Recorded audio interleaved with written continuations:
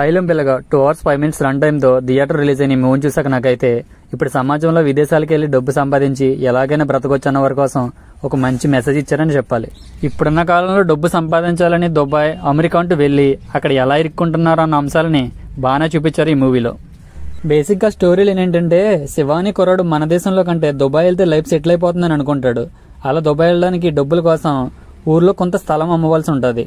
ఆ తర్వాత ఏమైంది, ఆ స్థలాన్ని ఎలా అమ్మాడు అన్నది మిగతా స్టోరీ లైన్. ఇంకా బయటికి వెళ్ళాలి, డబ్బు సంపాదించాలనే కాన్సెప్ట్ తప్పించి మిగతా స్టోరీ లైన్ అంతా రొటీన్ మనం చాలా సినిమాల్లో చూసేసిందే. ఇంకా లవ్ స్టోరీ కూడా చాలా రొటీన్ గానే ఉంటది. బాగా డబ్బు సంపాదించాలని ఆశతో అబ్బాయి, విలేజ్ లో నుండి హ్యాపీగా బతకాలనే అమ్మాయి, ఇలాంటి లవ్ స్టోరీలు ఎన్ని మూవీస్ లో చూడలేదు చెప్పండి. డైరెక్టర్ తనకి ఇది ఫస్ట్ ఫిల్మ్ అయినప్పటికీ తన కథను కొంచెం బలంగా రాసుకుని ఉంటే బాగుండేదని నా ఫీలింగ్.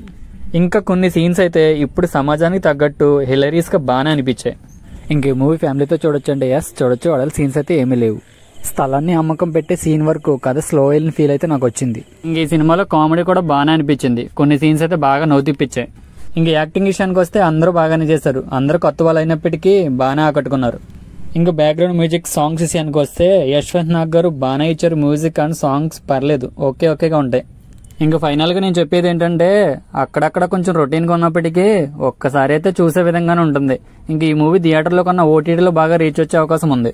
ఇంకా మీలో ఎవరైనా ఈ మూవీ చూస్తుంటే ఎలా ఉందో కింద కామెంట్ చేయండి. ఇంకా ఇలాంటి జెన్యూన్ రివ్యూస్ కోసం నా ఛానల్ సబ్స్క్రైబ్ చేసుకుని అలాగే పక్కనున్న బెల్ సింబల్ని ఆల్లో పెట్టుకోండి. ఇంకా నా రివ్యూ నచ్చినట్లయితే లైక్ చేసి షేర్ చేయండి. ఇంకా జనరల్ గా ఈ మూవీకి ఇచ్చే రేటింగ్ 2.5 అండ్ అవుట్ ఆఫ్ 5 కి. Thank you for watching.